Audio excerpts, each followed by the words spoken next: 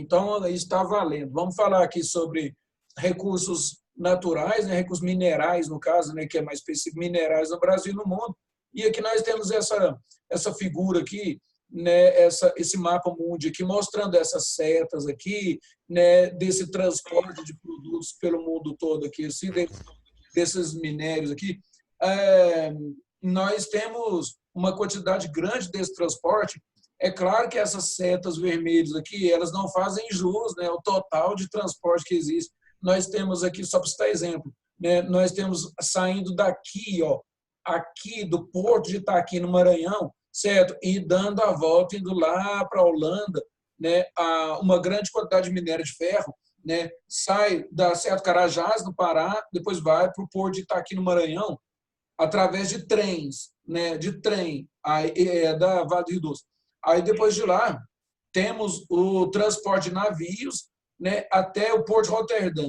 Só para você ter uma ideia, isso aí é tão importante que o navio, os navios que fazem esse transporte, eles foram calculados para fazer este trajeto, certo? Não é para fazer trajeto em qualquer lugar, não. Eles consideraram esse trajeto aí para ver a profundidade do calado, né, que o navio vai ir para baixo ali da água, ali, assim, certo?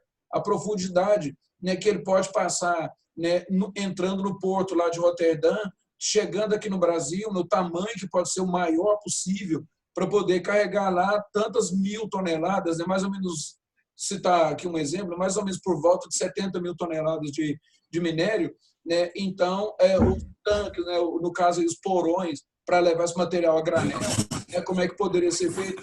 Então, são transportes importantes que levam esses minérios para diversos lugares do mundo, tá certo? Alguns países têm que importar praticamente todos os minérios que eles usam, porque lá não tem essa possibilidade, né? Citar facilmente aqui exemplo que o Japão, né? O Japão tem essa dificuldade com minérios porque são ilhas vulcânicas, né? Ilhas de origem vulcânica, então lá não tem, né, essa possibilidade de ter petróleo, por exemplo, aquele monte de minério de ferro, aquela exploração comum que tem nos outros países, né? Os japoneses lá têm mais dificuldade.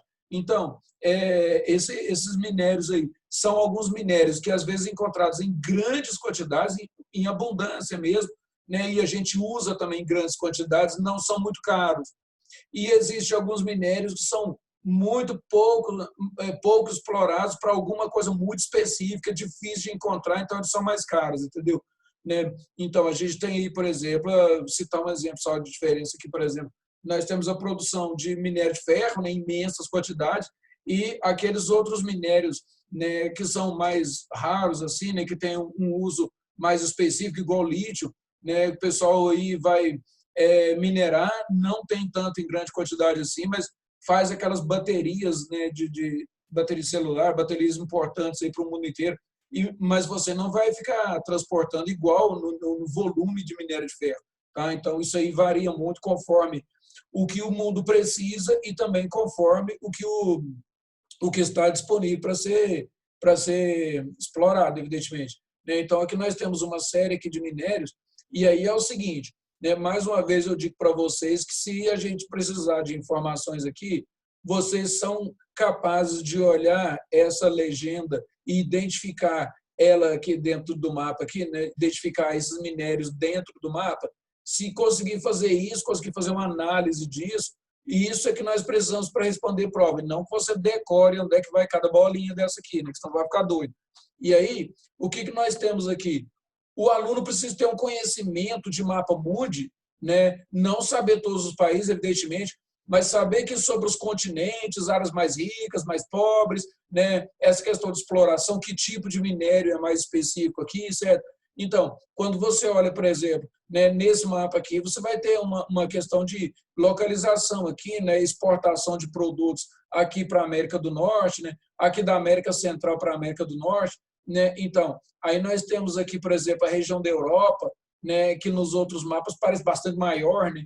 Então, a Europa aqui pequenininha aqui, o grande continente africano com grandes possibilidades aqui de exploração mineral, entendeu? Aqui no sul do continente africano, aqui, ó, sul do continente africano, nós temos muitos tipos de minérios sendo explorados aí, certo? E esses minérios, eles vão para onde? Né? Então, esses minérios saem daqui e vão para a China, né? Vão para a China que precisa de bastante minério, tá certo? Então, nós temos essa questão aí. E aí, a gente passa, né, entendendo um pouco dessa dinâmica de exportação de minérios, a gente passa a entender alguns fatores, entender algumas informações que você recebe, né, que parece que não tem nada a ver, mas dá para a gente entender algumas informações a partir do conhecimento desse mapa. Citar um exemplo simples. Na Copa do Mundo 2010, aqui a África do Sul, aqui, né, a África do Sul, ela teve um estádio, né, recebido de presente do pessoal da China, o estádio onde começou e terminou a Copa do Mundo lá, certo? Aquele que tem ele tem um arco por cima dele assim, onde as pessoas podem passar em cima do estádio, no meio do estádio assim, certo? Então, o que acontece? É como se fosse um carrinho, assim, um bondinho, passa por cima do estádio. Assim, é uma coisa interessante, né? Não tem nem nome exato, porque foi feito pela primeira vez no estádio. Eu não sei como é que eles chamam isso lá. Mas aí é o seguinte, foi um estádio que a China deu para a África do Sul de presente, né? E construiu, né, tudo certinho, né, para fazer lá a Copa do Mundo. Então, você fica pensando, a China dando presente para a África do Sul, qual o objetivo?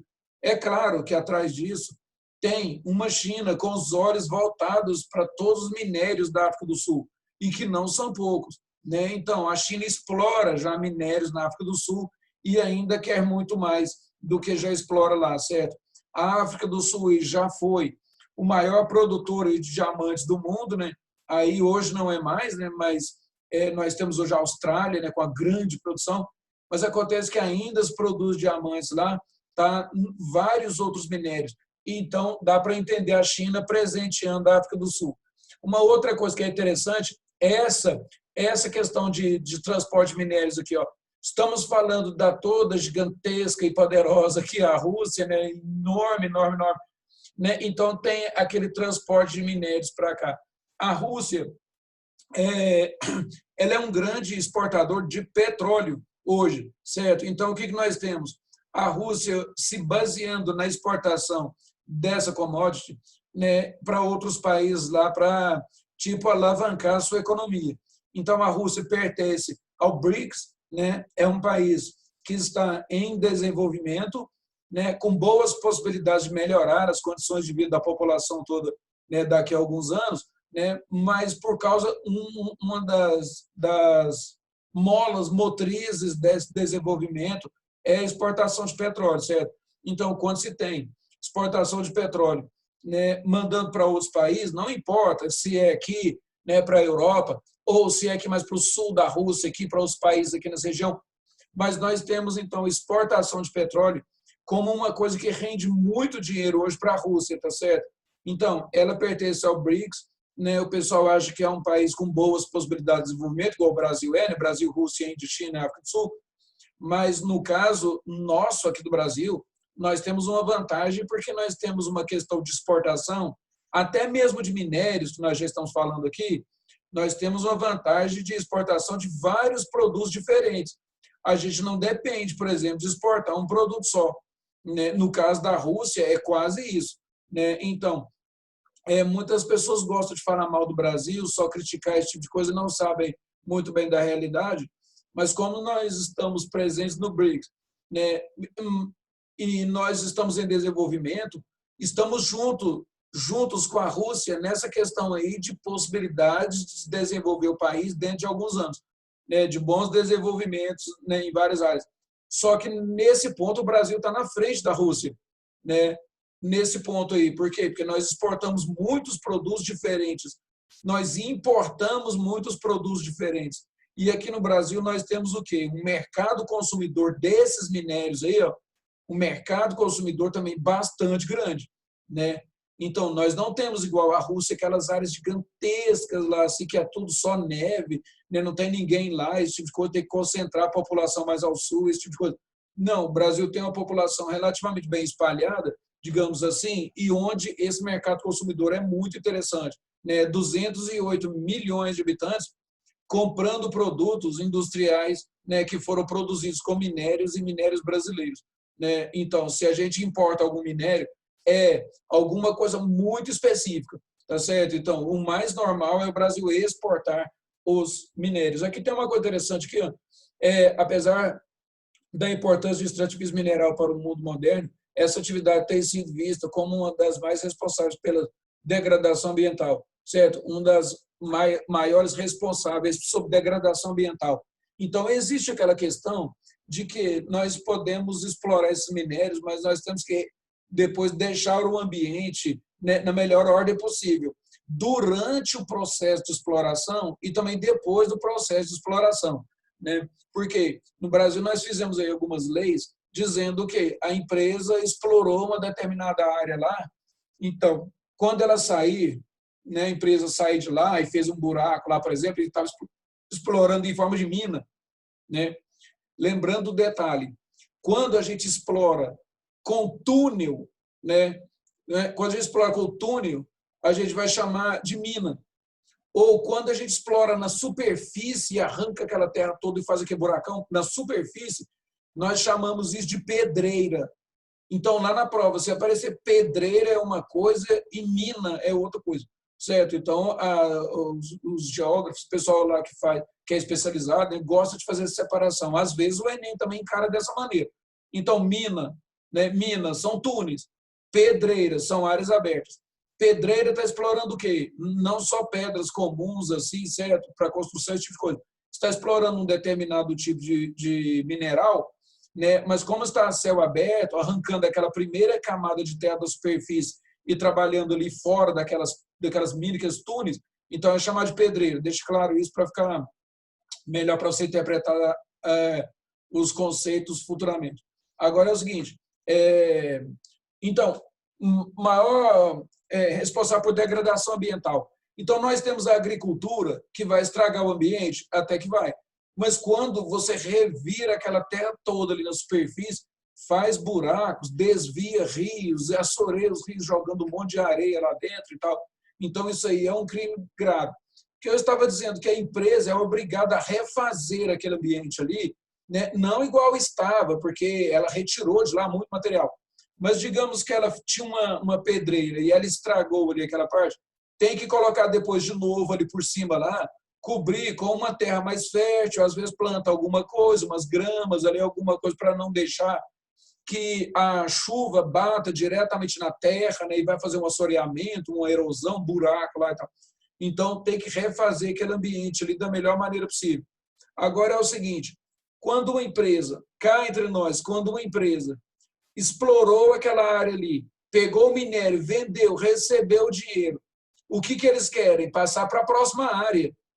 Então, agora que eu já explorei o que eu podia aqui, é só ir embora, é mais barato do que eu pegar o dinheiro que eu tive de lucro também, né, e gastar aqui refazendo o ambiente. Então, a ideia primeira é essa. Eu explorei e vou embora, vou para outro lugar.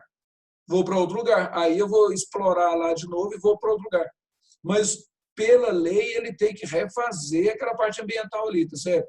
Não com todas as características, mas ele tem que deixar, digamos, mais em ordem. Tem algumas regras específicas que têm que ser cumpridas, tá certo? Então, vamos deixar isso aí claro. Agora é o seguinte, então, isso aqui quem gosta de sublinhar, né? Degradação ambiental bastante grave. Depois, exploração mineral no Brasil especificamente. Nós temos aqui algumas áreas bastante importantes, temos aqui o mapa, aqui, certo? Com os materiais que estão sendo explorados aqui. Tá?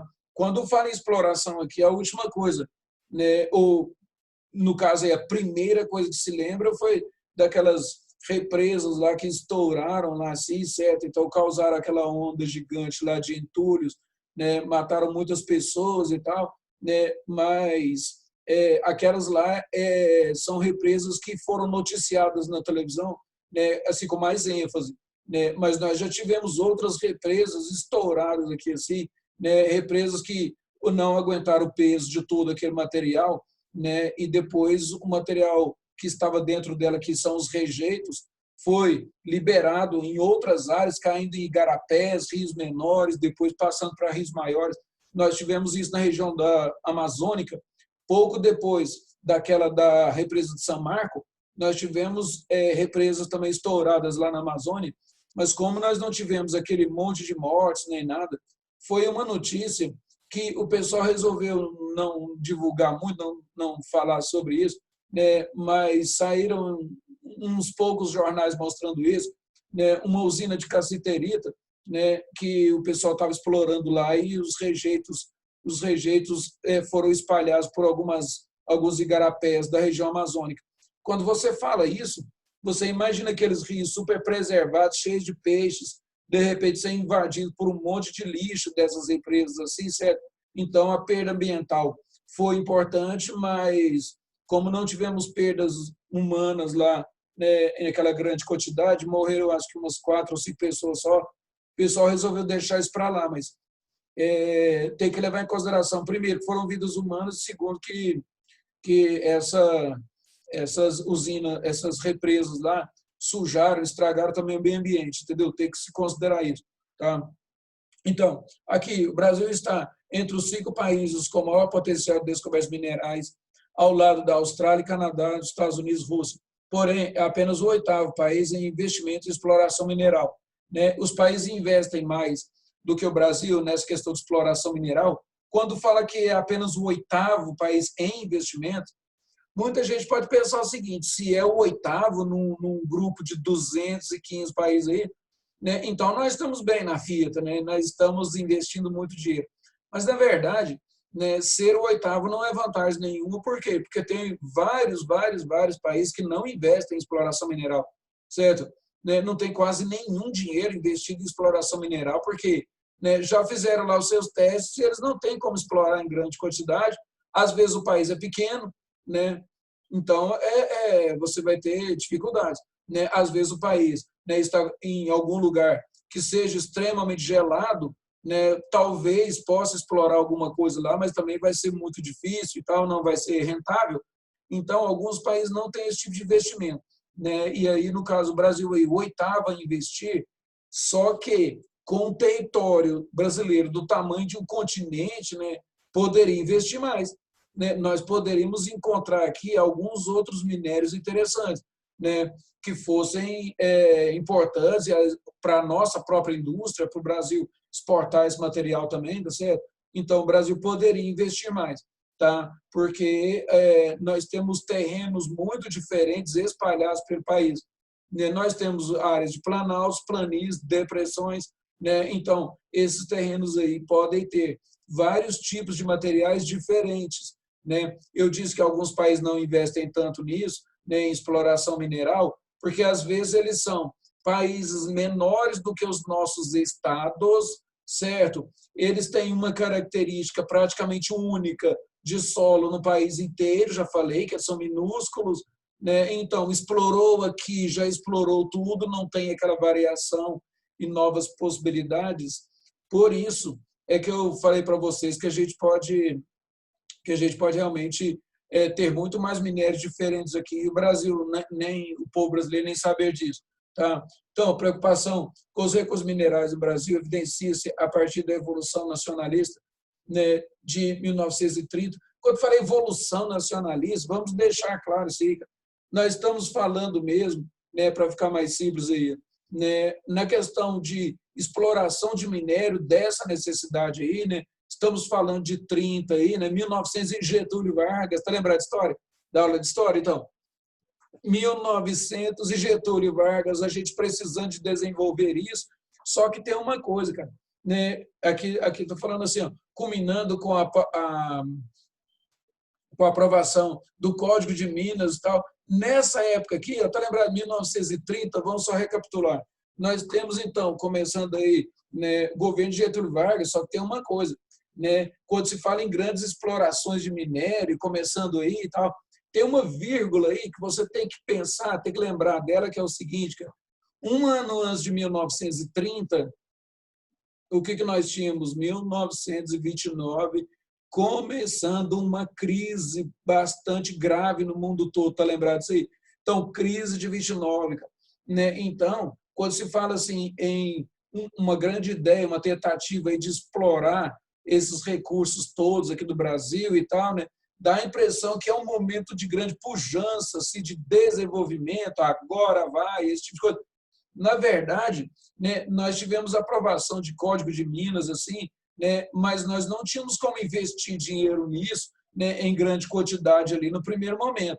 Estamos falando, né, de um governo que começa com muitos protestos fortes contra ele, né? Getúlio Vargas aí não era aquele governo eleito pelo povo, né? Aquela maioria da população, né? O pessoal lembra da matéria de história aí, quem tinha vencido era o Júlio Prestes, né? Depois o Getúlio Vargas toma o poder, depois tem a Revolução de 32, depois, em 1937, aí ele para mesmo de olhar para a Constituição, né? Vem Estado Novo e tal. Então, nesse momento aí, né? A primeira ideia era estabilizar economicamente o Brasil, porque nós tínhamos uma grande produção, era de café, né? E os Estados Unidos compravam bastante, mas a crise econômica, né, abala os Estados Unidos, abala a compra de café, né? E aí o Brasil tem essa economia também abalada, né? Então aí é claro, nós temos que partir para outra possibilidade, sim, né? Mas não com essa força que o texto apresenta aí, tá certo? Então nós tínhamos que sair da crise, né? Tentar fazer alguma coisa, valorizar o café, né? O governo comprou o café, jogou um pouco fora, queimou e tal, né? Essa parte a gente não vai entrar em detalhes, não. Depois, apenas em 1995, o monopólio estatal foi quebrado, né? Que o governo passou a ser um monopólio estatal. O Getúlio Vargas sempre dizia, nós temos que tomar conta, né, da produção de minério, que se é segurança nacional, se tiver uma guerra, a pessoa, se o governo não for o principal produtor, se não tiver controle do minério, imagine se o governo não tiver controle do petróleo, por exemplo, né, vamos fazer aqui o petróleo brasileiro, olha que beleza, Petrobras, né, então o Getúlio Vargas ele tinha aquela ideia, né, que o governo tinha de controlar isso tudo, controlar comunicações, controlar a produção de minério, controlar tudo, basicamente. Então, 1990, né, 1990 nós já temos uma diferença bastante grande. Em 1995, o monopólio foi quebrado, permitindo a penetração do capital estrangeiro nessas atividades. Na década de 90, o Brasil aderiu ao neoliberalismo. Então, eu quero lembrar aí, né, com o presidente em 1990 aí, né, eleito o Fernando Collor, né? Então nós temos aí a primeira ideia de vender empresas brasileiras, né, que era do governo no caso, né, para enxugar um pouco o governo, porque o governo brasileiro era um gigante, né? O governo brasileiro nosso aqui tinha empresas demais, tá? Então aí a primeira ideia de vender essas empresas, né, vem com o presidente Collor, né, neoliberalismo e tal, e depois segue mais tarde lá com, no caso, Itamar Franco, né, segunda parte do governo Collor foi ele, e depois com o Fernando Henrique Cardoso, né, a ideia de vender essas empresas estatais aí, tá? Então, neoliberalismo nesse momento entra realmente no Brasil, né? Lembrando que o neoliberalismo começa lá na Inglaterra com a dona Margaret Thatcher, né, a dama de ferro lá, né, nosso querido Iron Maiden. Aí o que acontece? Ela começa a vender as empresas estatais de lá e o governo melhora bastante. Tipo assim, agora nós temos um governo mais enxuto, né, que vai só olhar para a questão de desenvolvimento de emprego, né, desenvolvimento, né, de casa própria, saúde, educação, esse tipo de coisa. No Brasil, então, isso atrasou um pouco mais com Fernando Collor, depois Fernando Henrique, né, nós vamos ter esse processo desenvolvido aqui no Brasil. Né? Então, neoliberalismo no Brasil, afetando, evidentemente, essa questão de produção de minérios, que é o nosso assunto.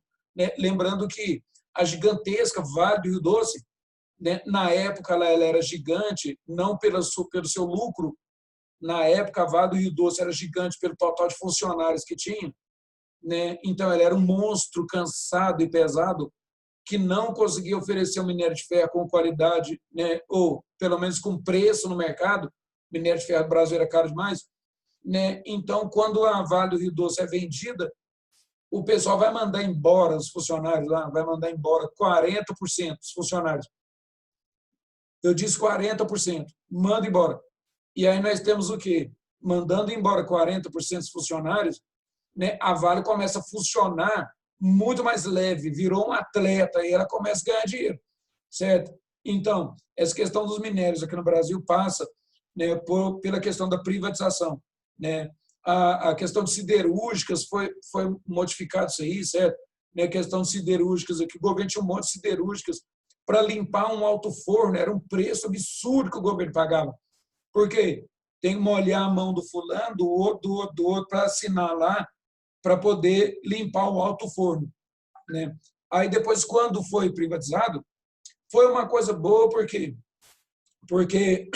o governo parou de se preocupar com o preço de aço, certo? Parou de se preocupar com isso, porque agora tem uma empresa lá e essa empresa tem um dono ali olhando exatamente o que está acontecendo. Manda aquele mundo de funcionário embora porque era um cabide de emprego. Tinha gente lá que ficava o dia inteiro lá sem fazer nada lá assim, para tirar um xerox lá, né, para tirar uma cópia qualquer lá assim, tinha aqueles exageros de funcionários. Então, manda esse pessoal embora, né? E um detalhe, né? Agora a empresa vai ter um resultado final de produção com material, às vezes, até mais barato do que tinha antes e competitivo no mercado, entendeu? Então, aquele grupo Gerdau aqui no Brasil comprou grande quantidade dessas empresas aí de siderúrgica que o governo estava vendendo, certo? E depois eles progrediram, né, fizeram, né, com que essa produção de aço no Brasil aumentasse, melhorasse de qualidade, né? Então, esse momento aí foi importante dessas privatizações aí, tá? Muita gente não gostou porque disse que mandava funcionário embora, esse tipo de coisa. Só que esse funcionário que estava naquela empresa, ele era um problema para a empresa. As pessoas tiveram que se readaptar e arrumar outros empregos? Sim, mas acontece que enquanto estavam todos acumulados, por exemplo, lá na Vale do Rio Doce, a empresa não funcionava. O governo, antes de colocar dinheiro para a Vale do Rio Doce continuar funcionando. E agora faz o quê? O governo recebe impostos da Vale do Rio Doce, e muito, né? Então, para o governo foi uma vantagem. Para o povo brasileiro, de forma geral, foi uma vantagem. Depois, aí, na sequência aqui, exploração mineral exige altos investimentos, pesquisas em áreas de alto risco, né, já que nem todas geram resultados na infraestrutura das minas, transporte e energia. Então, nós temos essa importância aí desse alto desenvolvimento e essa quantidade grande de pesquisas. Só que isso aí, quando é bem feito, né, nós temos bons resultados, entendeu? Então, existe possibilidade de explorar sem estragar todo o ambiente e existe a possibilidade também de explorar alguma coisa que a gente não conhecia. Tá? Então, o país não pode ficar lá só tipo furando um minério lá, cavando com uma picareta. Nós temos que melhorar a maneira de explorar e entender mais sobre esses minérios, né? Alguns, talvez descartados, poderiam servir para fazer outra coisa. Tá? Então, quanto mais se desenvolve pesquisa nessa área, né, mais vantagem tem o país aí. Aqui nós temos que 7 grandes empresas respondem por 94% da produção nacional de ferro. A Vale do Rio Doce, Minerações Brasileiras Reunidas, SA. Depois aqui, Mineração Trindade, Ferteco, Mineração SA, Samarco, Mineração Siderúrgica Nacional, Itaminas Comércio de Minérios SA. Então, nós temos essas várias empresas aí e elas trabalham, às vezes, de uma maneira interessante. Uma empresa, às vezes, trabalha para outra empresa. Uma delas, principalmente a Vale, consegue uma autorização para explorar em tal lugar, né? E aí depois ela contrata, né? Ela terceiriza esse trabalho para outras empresas. Então é mais ou menos assim: eu tenho o direito de explorar lá. Se você explorar lá, aquele espaço lá, se você, outra empresa, explorar ali, né, você me dá a porcentagem daquele minério, né, mas eu é que tenho direito sobre aquela área. Então, a Vale do Rio Doce já é grande, mas ela tem muitas outras empresas terceirizadas trabalhando para ela, entendeu? Então, se unir a uma empresa grande igual a Vale, para aquela empresa menor é certeza que ela tem trabalho sempre, entendeu? Então, a Vale acaba virando um gigante com tentáculos, né, não só no Brasil, mas fora do Brasil, né? A Vale explora minérios fora do Brasil, no caso lá, né, do Canadá, por exemplo, né, aquela empresa Inco, lá do Canadá, a Vale comprou, explora alguma coisa na Argentina, na África, né, em vários lugares aí, certo? Então, a Vale é um dos gigantes exploradores no mundo inteiro aí, certo? né? Quando eu falo exploradores, eu estou falando explorador de minério, não estou colocando nenhum demérito na empresa, né? A Vale é importante para o Brasil. Depois, áreas mineralógicas no Brasil, certo? Então, nós temos aqui, só marcar um tempo aqui,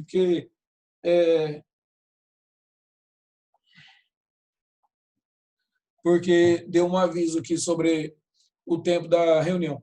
Depois, as áreas mineralógicas do Brasil. Então, segundo levantamentos mineralógicos no Brasil, né, o país apresenta o seguinte quadro: reservas abundantes de ferro, manganês, cassiterita, níquel, bauxita, cristal de rocha, zircônio, berílio, magnesita, calcário, salgema, tório. Então, nós temos esse monte de minérios diferentes aí, certo? Uma grande parte desses minérios, você não sabe características específicas deles. Por quê? Porque você não recebe um produto final, certo? Tipo assim, uma caneta, um produto final, só desse material. Então, muitos desses materiais aí, eles são misturados, né, para você obter as ligas metálicas, né, para você fazer o material, os produtos necessários. Então, muitas vezes, nós recebemos aí materiais industriais. Se você for olhar de que ele é feito, ele é uma liga, ele é uma mistura de vários minerais diferentes, tá certo? Então, aqui, reserva de ouro, cobre, zinco, potássio, fluorita e xisto. Depois, reservas deficientes, que não é tanto assim, certo? Então, chumbo, prata, platina, antimônio, cromo, né, tungstênio, enxofre, petróleo, carvão e gás natural. É que, quando fala assim, reservas deficientes, na verdade, é porque nós poderíamos, né, ter isso aí um pouco em maior quantidade pelo que o mundo precisa e pelo que isso aí poderia valer de dinheiro, tá certo? Então, questão do petróleo ali, né? Quando o autor cita isso aí, na verdade, né, nós temos petróleo aqui no Brasil e nós estamos explorando de maneira autossuficiente. Só que é claro que é caríssimo esse material aí, tá certo? Então, nós poderíamos ter uma quantidade bastante maior. Seria interessante que o Brasil tivesse uma quantidade maior, entendeu? Por isso que fala assim, reservas deficientes. Poderia ser mais do que isso. Depois, reserva com potencial de expansão. Terras raras. Quando fala em terras raras aqui, certo? São terras que têm um punhado de tipos minerais químicos diferentes, né? E eles vêm bastante misturados ali. Então, o pessoal pega tudo junto ali assim e vai chamar esse material de terras raras. Tá certo? O Brasil é atualmente o segundo maior detetor de reservas do mundo, com as principais reservas em Minas Gerais, Rio de Janeiro, né, que juntos somam 31 mil toneladas. Nós temos essas reservas aí que são importantes, tem outras reservas aqui, só que aí é o seguinte, falei, né, nós poderíamos explorar mais, né, tentar desenvolver mais tecnologia para explorar isso aí, tá? Então, algumas dessas reservas aí nós não temos como explorar com qualidade. Depois, aqui fala sobre projetos mineralógicos aqui no Brasil, né? Então, primeiro que a gente pode citar aqui o quadrilátero ferrífero, tá certo? Pessoal, eu queria falar para vocês aqui que nós estamos no final do tempo dessa reunião aqui. Vamos ver que momento que ela acaba aqui. Talvez a gente comece outro, tá certo? Vamos fazer o seguinte: projetos mineralógicos do Brasil. Tá? A gente encerra essa reunião aqui, depois eu começo outra aqui para a gente fazer uma outra gravação. Certo? Eu vou encerrar essa reunião agora. Agradeço a presença de todos e fiquem com Deus.